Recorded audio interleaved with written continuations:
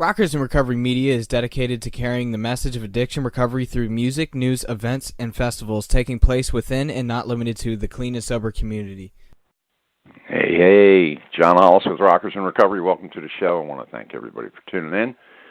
Most importantly, if you're out there tonight and you want to find out information on being able to get help for recovery, you can go to rockersinrecovery.com. And, of course, on the right-hand side, there's all kinds of information, and there's all kinds of blogs. You can click up top where it says Contact, and right underneath of that, there's a drop-down that you can get some help directly through the folks there, places like Music Cares and all that stuff. So rockersinrecovery.com, you want to check that out. We got some events coming up. October the 7th, we have one right next weekend. It's going to be happening in Jensen Beach, Florida. Come on down and help us celebrate recovery and put a face on recovery. It's a great time had by all.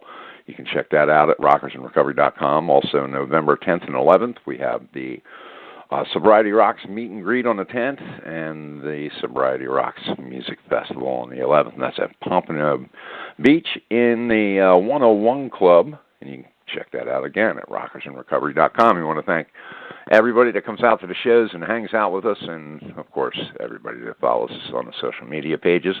You guys rock. And tonight we have Rare Patient Voice, organization helping patients with rare diseases voice their opinions. Really kind of a cool opportunity. The Rare Patients Voice, which was formed to provide patients and caregivers with rare diseases an opportunity to voice their opinions through surveys and interviews to improve their medical products and services. The cool part about this is Wes Michael, the president and founder, is with us tonight, and we're going to bring him on the line. Wes, welcome to the show. Hey, thanks, John. Honored to be here. Let me ask you a question. I mean, you've been doing this. I'm gathering you've been doing this for a long time. You've been in market and research for a long time. Healthcare market for 15 years, overall 30 years. What made you decide to open up Rare Patient Voice?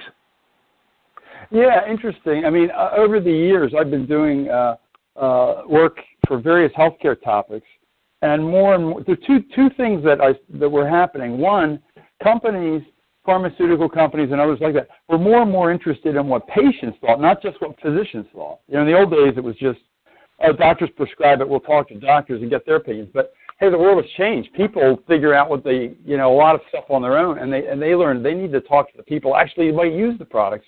So that was one thing going on.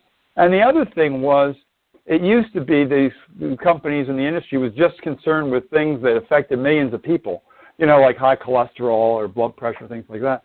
And more now they're focusing on rare diseases, things that affect a few people but are very, very severe.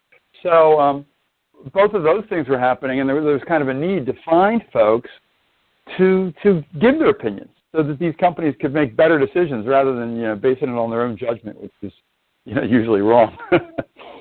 Exactly. And I think that, the cool part of talking with people that are on your staff, I found out that a lot of them have rare diseases themselves. And they found Rare Patient Voice by utilizing your services and then started to carry the message themselves in this very unique way. So have you found that, having that intimate touch and somebody that's going through it themselves kind of makes it easier for other people to communicate with them when they're out there in the streets taking surveys? Yeah, that's definitely true. It's you know how it is. You can always relate better to folks if you've gone through something, at least something similar to what they've done. And it's been terrific for us. I always say, too, I'll go to events, and knock on wood, I haven't personally been touched by some of these conditions. But yeah, if I'm talking about the benefits of, hey, doing surveys, getting paid, it's confidential, et cetera, that's fine, but it's just some guy talking. But when one of our folks who's on our team does it, they speak from, hey, I've done this, I like it, you'll like it too. And that's a much better message, and I think it's a better way to do it. I was going to say one thing, too. You're exactly right. We started focusing on rare conditions But that's changed. We've got, much to my surprise, we get requests for conditions that are not rare, even up to things like diabetes, which unfortunately is not rare. And a lot of the folks we found at the Rockers in Recovery, we were at the Wilkes-Barre one a few weeks ago, and we're going to be at the Sobriety Rocks. But, a lot of folks have anxiety, depression, various things. Not necessarily rare. I don't want people to think, oh, we're not for them. We don't want to change the name, but but we're open now to people with any kind of condition because we get requests for it. And I have a joke. It's medium rare. There's a little pink in it. It's medium rare. That's great.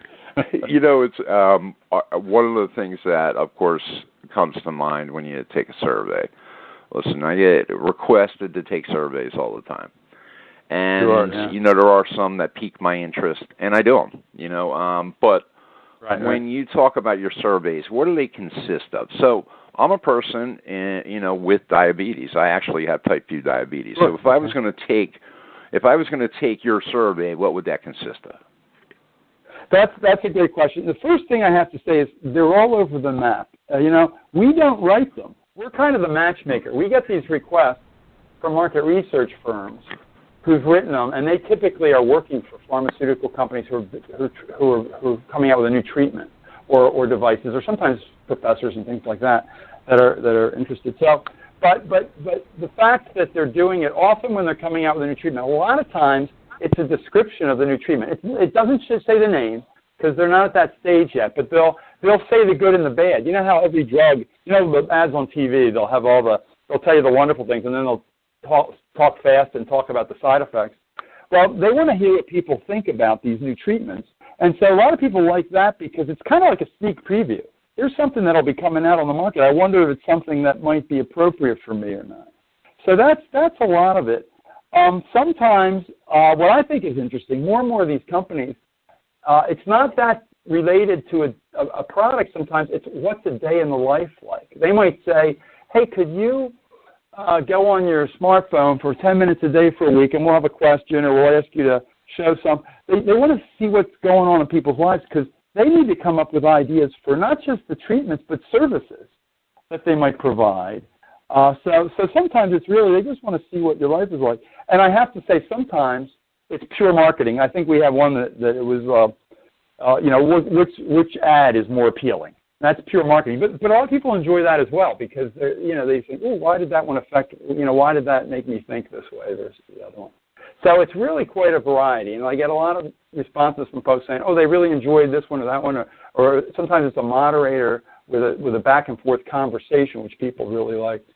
And from time to time, people say, oh, I didn't like one too much. So, we don't always know what the quality is going to be. In general, people tell us that they very much enjoy it. We don't listen in, so I never get to hear what the results of them are because for confidentiality purposes. But it's quite a variety of things that people are questioning on.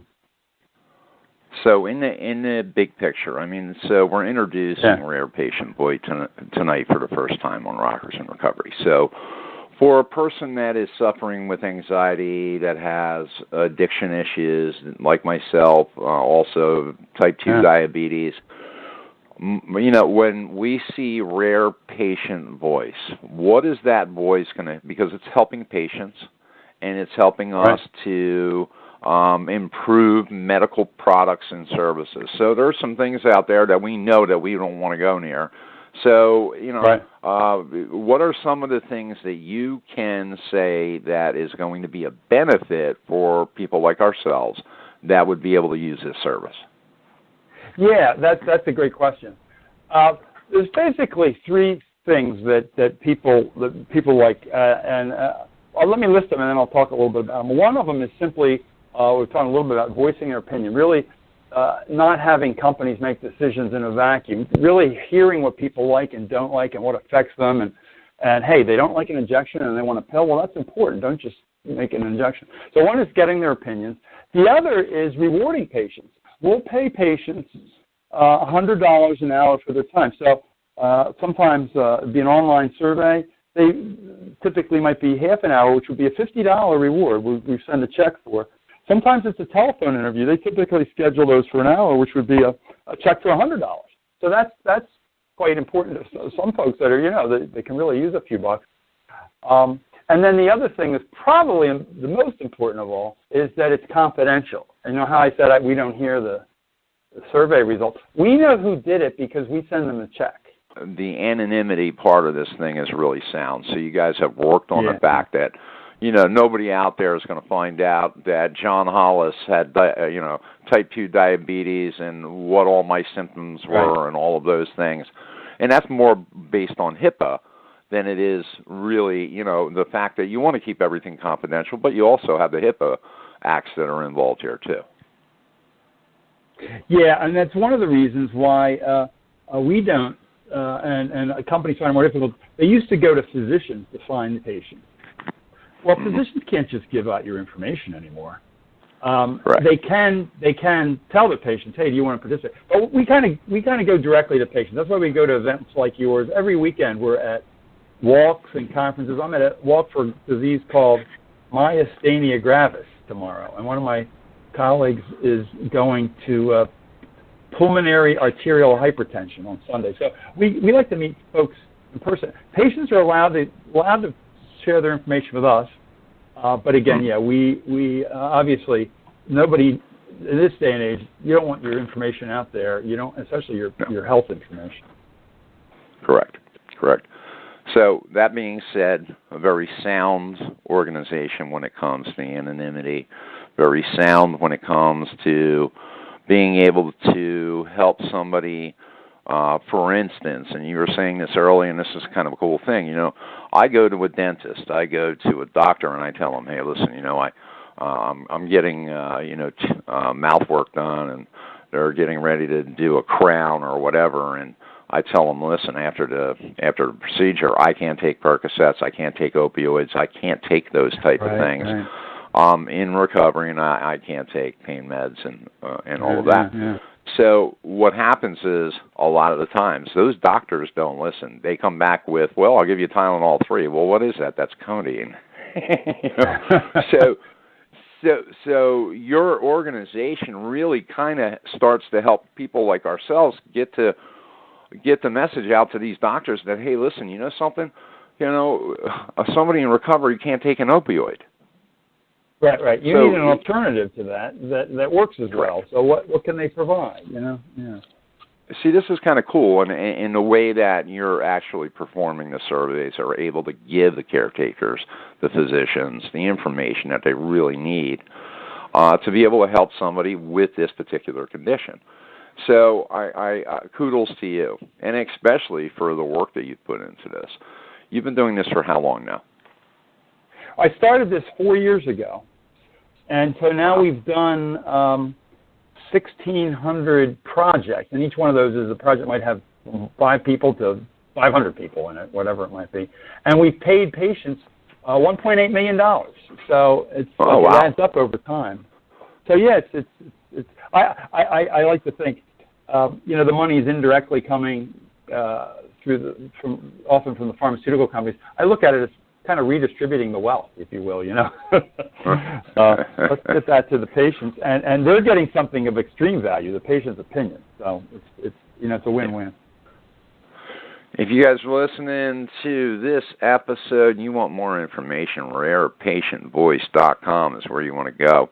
You can check that out, and you can click on the sign up button.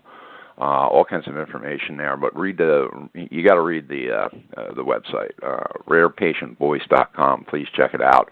You can also, of course, find out more information right here on the Blog Talk Radio page just by clicking on the hyperlinks that are there.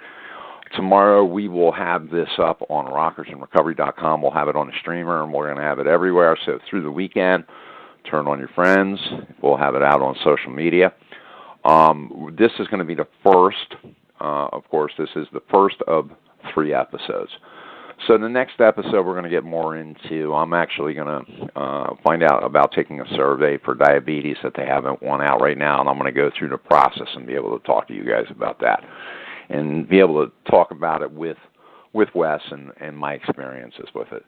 So I think that will help. You'll also be able to find them at the Sobriety Rocks Music Fest meet and greet and the festival, and that is November 10th and 11th. They will be there taking surveys. And again, it's an opportunity for you to help, caregivers and physicians to be able to know the needs of your type of situation, but also you also get paid for it too. So if you're in need of a little bit of cash, it helps out. So in closing, Wes, what would you like to say just to to the clients or to the potential people out there that might take surveys? What would you like to say to them? Yeah. One other thing that's a nice benefit, and it works well for us too, just for signing up, and people will see this on the website. So just for signing up, when people sign up online, we send them a $5 gift card. We send them an email for it because we want to make sure we have an email because that's how we tell people about surveys. Nobody answers the phone, and you know how that is. So we send an email. People can ignore it if they're busy, or they can click on it if they're interested. So there's a nice little thank you just for people signing up if they, are interested and think they might want to, do more surveys in the future. This is good stuff. I appreciate you coming on the show tonight. I also want to thank Rare Patient Voice for being a sponsor and making the, of course, Sobriety Rocks Music Festival happen. When we go out into the communities and Rockers in Recovery puts these events on, we don't just, we're not able to just come up there and do all the work that we do and put everything in place and all the tents and the back lines and the sound and the production and all of that doesn't grow on trees. And it's folks like Rare Patient Voice that step up to the plate and help us to bring these types of events to you. So thank you, Rare Patient Voice, Wes Michael, and all of the rest of the folks that I've met over there are great people. Great. Well, thank you, and we're delighted to partner with you guys, all the wonderful work that you're doing. Well, that's back at you. And in the meantime, folks, thanks, Wes, for being on the show, and we will definitely be looking forward to the next interview. All right, great. Have a great night. All right, guys, there you go. Check it out. Rare Patient Voice, and it's rarepatientvoice.com. Click on the About Us tab, Sign Up tab, check it out. I'm actually going to be doing the upcoming diabetes one that they're doing. I'm looking forward to doing that. And also, folks, check out rockersinrecovery.com. And we're going to go out right now with a buddy of mine, Tim, who's coming down to November 10th and 11th. He is going to be speaking there. His name is Tim Ryan. I'm going to give you a little bit of message from him right now. Hey, Tim Ryan here with the Man in Recovery Foundation. Just got in from Arkansas. Want to let you know, Rockers in Recovery is having a big event November 11th at the 101 Club in Pompano Beach, Florida. Going to have a ton of music, fellowship. I have the opportunity to come down. I get to speak, share a little bit of hope. Really excited about this event. So if you are in the Florida area, Palm Beach down to Miami, Lake Worth, whatever, head to the 101 Club. Starts at 2 in the afternoon, $10 entrance fee. Come on in, share some fellowship. Again, I will be speaking there. Really honored to be able to come in and be a part of this. If you want to follow me, you can check us out on Facebook, From Dope to Hope, or check out our foundation, www.amirf.org, or for my full-time career, I'm a National Outreach Director for Transformations Treatment Center out of Delray Beach. We will also be a sponsor for this event. Look forward to seeing you then. Have a great day. All right, guys. So our friend Tim Ryan, Dope to Hope, Man in Recovery Foundation. Check them out. We're going to go out with Mike Zito tonight. Mike Zito rocks.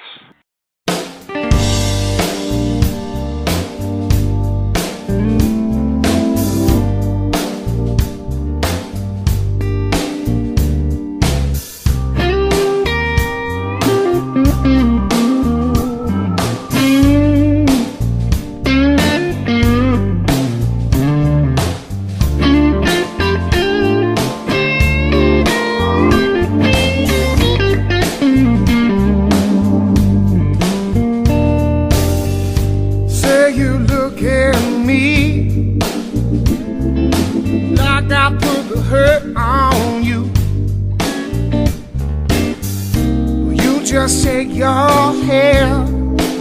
You can't believe how these lies are true. All the ghosts of the past, baby, they're still haunting you. But now you ask me why I wanna break your heart. Well, you asking me why, baby, why would I break your heart? And I don't know why you're asking me, 'cause you knew the answer from the start, darling. You see, I gotta change my ways. That's what you want from me. Change my ways. That's what you want from me. How can I change something that I just don't see? How can I change my ways?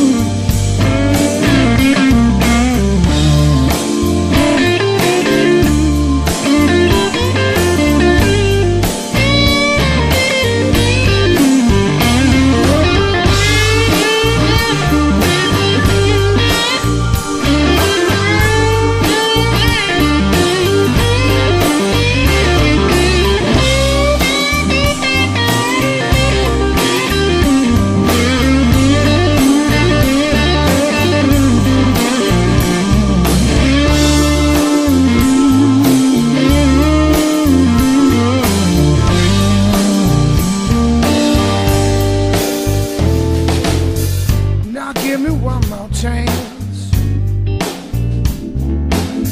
I got to prove my love. Girl, I wanna be your man, baby. I'm gonna show you what I'm made of. Hell, I'm gonna shed this skin. I'm gonna rise above. Yeah, you see, I'm gonna change my ways. That's what you want from me. Change my ways. That's what you want from me. But how can I change something that I just don't see? How can I change my ways?